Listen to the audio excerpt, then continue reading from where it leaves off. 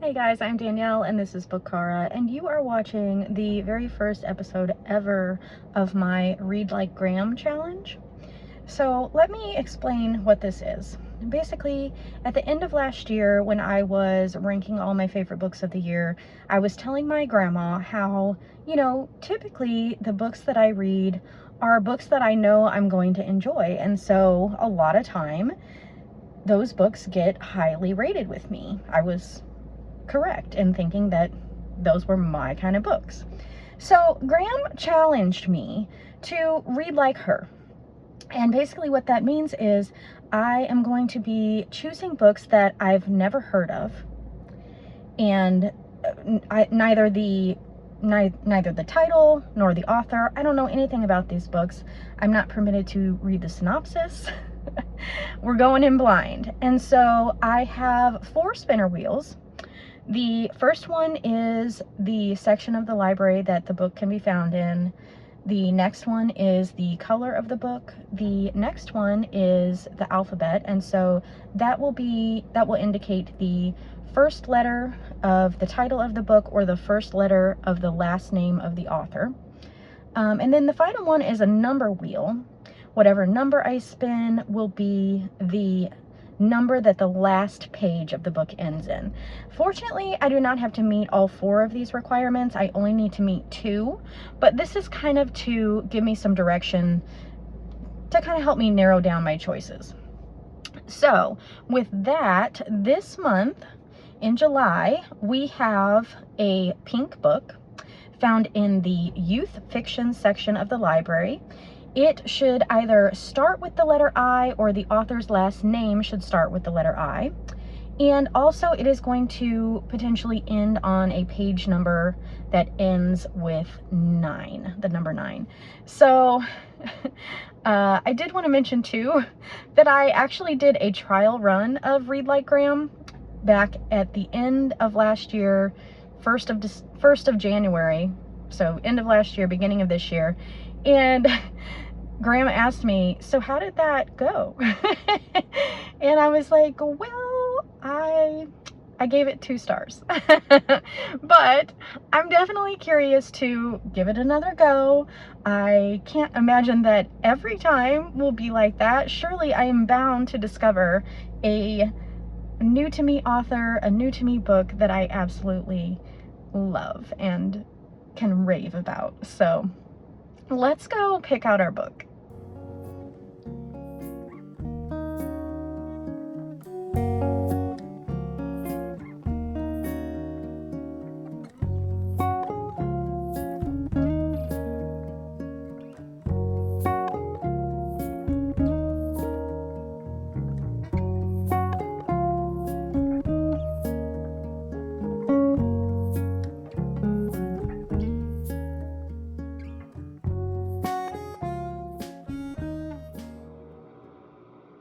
Okay, so as you guys saw, I wound up picking this youth fiction book. I would probably consider it a middle grade, just because that's this coinciding section of the library that I found it in. It's called The Ice House by Monica Sherwood. My finger's in the way. So we actually managed to tick off 3 of the spinner wheel prompts. I found it in youth fiction. The title starts with an I, and also there is some pink on the cover. So I have never heard of this book. I have never heard of Monica Sherwood, and I'm excited to see what this is all about. The little blurb on the front is from Jasmine Warga, who wrote Other Words for Home, which is a book in verse that I really enjoyed. So that does kind of give me really good hopes for this. It looks like we've got maybe a boy and a girl on top of an ice house and like a cityscape here in the background, wintertime. Yeah, so I'm gonna sit and read the first 50 pages of this right now. I am tuned into some reading sprints on Anna's channel. That's the Book Dreamers Alley. I'll link her channel down in the description box below. So yeah, she's helping me unknowingly, she's helping me get some reading done this evening. Okay, so we are 50 pages in. It is definitely a middle grade. Our main character, Louisa, is 12-ish, 6th grade age. And then her neighbor, Luke, they live in the same apartment building. Like, they used to be super close, but they're not now. They've kind of grown apart. They have different interests, that kind of thing. So currently in whatever city they're in, and I guess it doesn't really matter because what's going on there is affecting the world.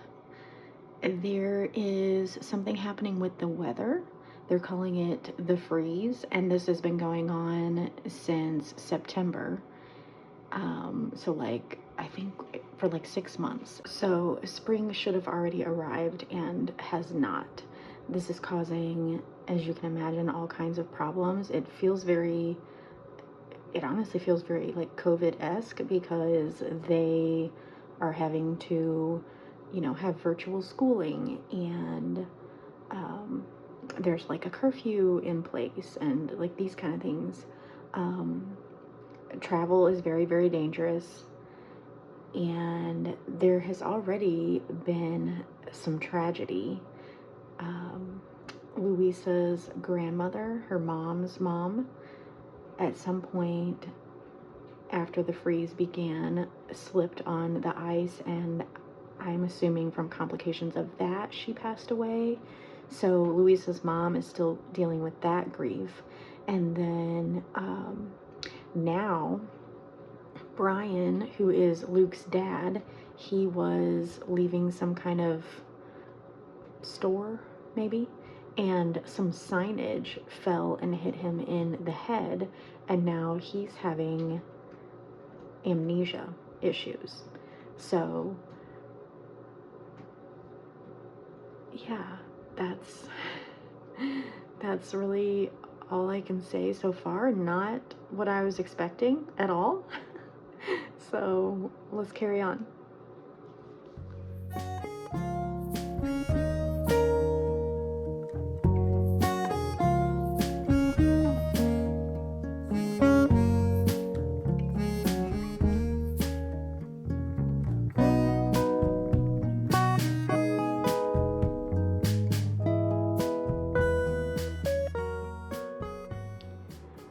Okay, so I've read to page 108. What is happening? So basically, Louisa and Luke have decided to build this ice house because everybody's getting stir crazy from being constantly stuck inside and around, their family, the same people every day. Like, they're just kind of to that point where everybody's irritable, everybody's sniping at each other. Both families have this additional stress of Luke's dad being in the hospital. Brian is coming home, but his memory has not improved. So that's pretty heartbreaking because he doesn't even recognize his wife or his son. He's forgotten his love of music. So yeah. But I will say that Louisa and Luke, their friendship is really rekindling, and they're starting to remember, some of their younger childhood memories of each other. So that's pretty sweet. But yeah, that's pretty much all that's happening right now.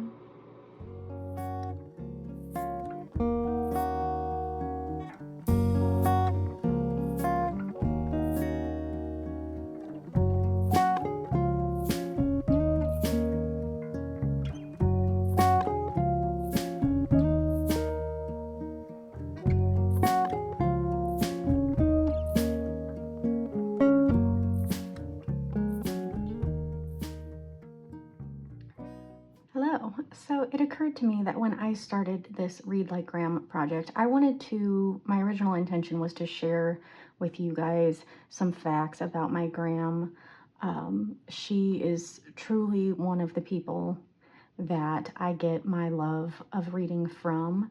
She is currently 85 years old and just as spry as ever. I adore her. She still reads avidly every day. I'm baffled typically by the rate at which she consumes books. So I did a little interview with her, and these were just some questions that I had, and I wanted to share with you so that maybe you guys could feel like you knew my gram a little bit better. So I asked her, other than reading, what are your favorite hobbies? She said, I love gardening and growing flowers. I love to embroidery to relax. And then I asked her how old she was when she read every book in her library, including the encyclopedias. So this was her library at school. She didn't really give me an answer for that one, but she did say that when she was 14 or 15, she read Moby Dick in its entirety and really impressed her teacher at that time. And then when I asked her about what she would consider her like all-time favorite book, she said that she really loves Gone with the Wind, that she's read it 4 times. So I need to read that. I've I know at least parts of the movie, but I've definitely never read the book. And if Graham's read it 4 times, I think it's probably worth picking up and giving it a try. Okay, and then a little update on The Ice House by Monica Sherwood. So, and I'm just giving this update before I read my 50 pages for today. I think about 170 pages in, so we're looking at like just very near the halfway point, and I got quite a bit of a surprise at my last reading session because this book contains magical realism, and I did not anticipate that at all. So I don't know how much to say because I really don't know how much of this is a spoiler. But currently, and because there's still some mystery to it, the kids, Louisa and Luke, you know, they built this ice house, and somehow, like, laying inside the ice house, Luke was laying in there and like looking up at the ceiling and making a snow angel, and when he stirred up the little snow particles, he began to see visions in the ceiling of the ice house, and Louisa has seen them too, and from what they can tell, they're potentially visions of the future. And so yeah, I did not see that coming at all. So that's very, very intriguing. The kids have gone back to school now, because the people who are maintaining the roads have been able to stay on top of things well enough that it's safe enough to travel to school. And the kids kind of had some mixed feelings about that, and especially because Louisa and Luke have grown close again in this time at home. And Louisa's 2 girlfriends, they don't necessarily approve of Luke and are kind of just really rude to him. And I don't know, she almost feels like she has to put on an act like, oh, I'm not really associating with him. Oh, we're not really that close, you know? And that's a little bit heartbreaking because Luke is actually a really cool kid. So I'm hoping she gets over herself really soon and stands up for him, because he's definitely a friend worth being proud of. So that's currently where we're at. I will check in again very soon. I'm actually ahead of schedule with this one, so yeah, I think this is great. I think I'm gonna be done before we know it. Hey guys, so I read another 50 pages yesterday afternoon, and I've had a couple opinions kind of become more firmly set in my mind. It was things that I was unsure if I wanted to say just yet, But yesterday, my reading session yesterday definitely made me feel like I could confidently say these things. So I'll cut to the chase. Basically, I feel like the writing of this book is very disjointed. When you look at the text on these pages, like, to me, that seems very digestible. There's just something about it. There's just something about the flow that is not working for me. And I find myself having to go back and like, wait, what just happened? What was that conversation? So that's definitely taking away from my enjoyment right now. Also, our main character, I've also realized that the perspective that the story is told from is from the main character's perspective, because we're getting, like, I said this and I did that. The problem is I don't really like our main character very much. I don't know if that sounds harsh, but she's just not really being the friend that I feel like she could be. And even her, like, recent attempts, like with this school project that she's supposed to be working on, and her attempts to use it to get her mom to pick up her glass blowing passion again after her Nana's death, it just felt manipulative. I don't know. I feel kind of bad saying this, because this little girl, she's 12 years old. She's just a 12-year-old little girl. But I am going to say those things, you guys, because middle grade is not a genre that I am unfamiliar with. Okay, this is stuff that I read typically. And in fact, some of my very favorite books are middle grade books. So I guess I'm just saying that I'm far enough along now with my reading. I only have about 100 pages left, and honestly, I would like to just finish this evening, because I'm to that point where I kind of just want to be done with it. But I feel like I'm far enough now in my reading that I can say some of these things, where before I was still trying to be open-minded. I'm feeling less open-minded. So let's see how these next 100 pages go, and we'll go from there. I'm getting ready to run an errand right now, but I'll be back and can hopefully knock this baby out.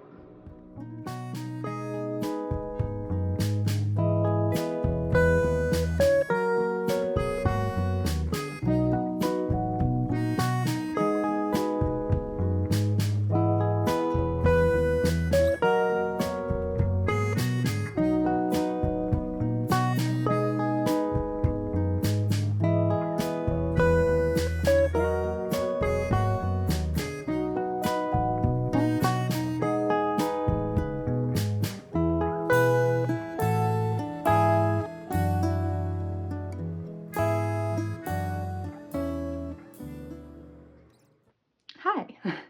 Please pay no attention to my current hair situation. I have it in a French braid for the sole purpose of putting a wave in it. So I'm going to work here in a little bit.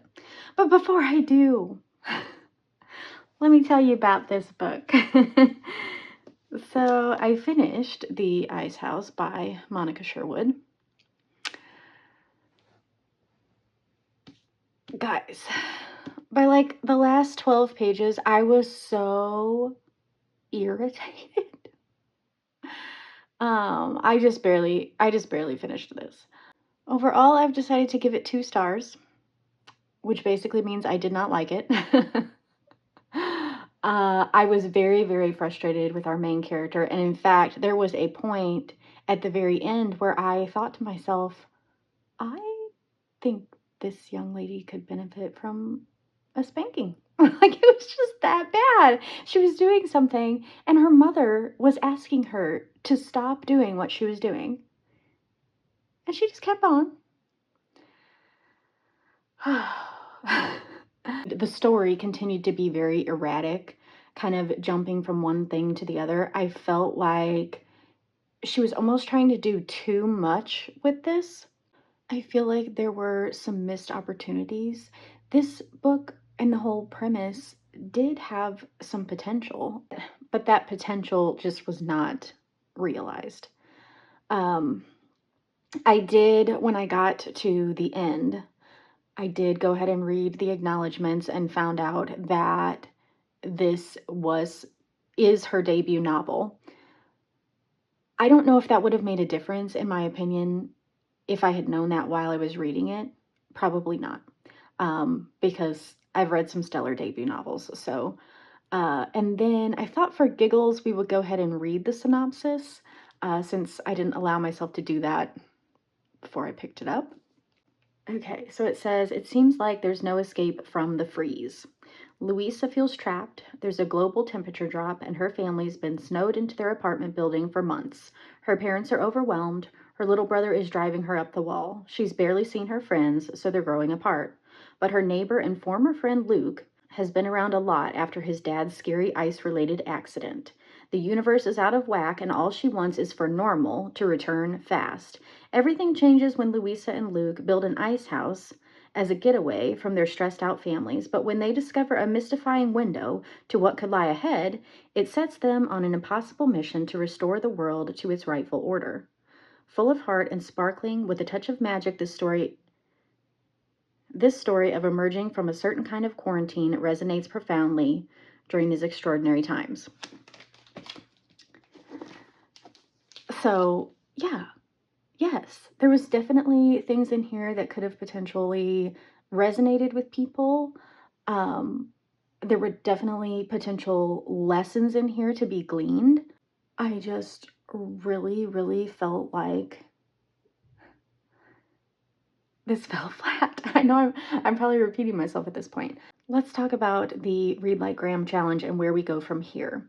So I'm counting this as my first official Read Like Graham book and giving it 2 stars. Oddly enough, the book that I read as kind of like a trial run at the beginning of the year also only got 2 stars. So we're not off to the greatest start with this challenge. However, I am going to press on because I do really think potential is the word of the day. I do really think there's some potential here with this challenge. I'm going to go ahead and put that down.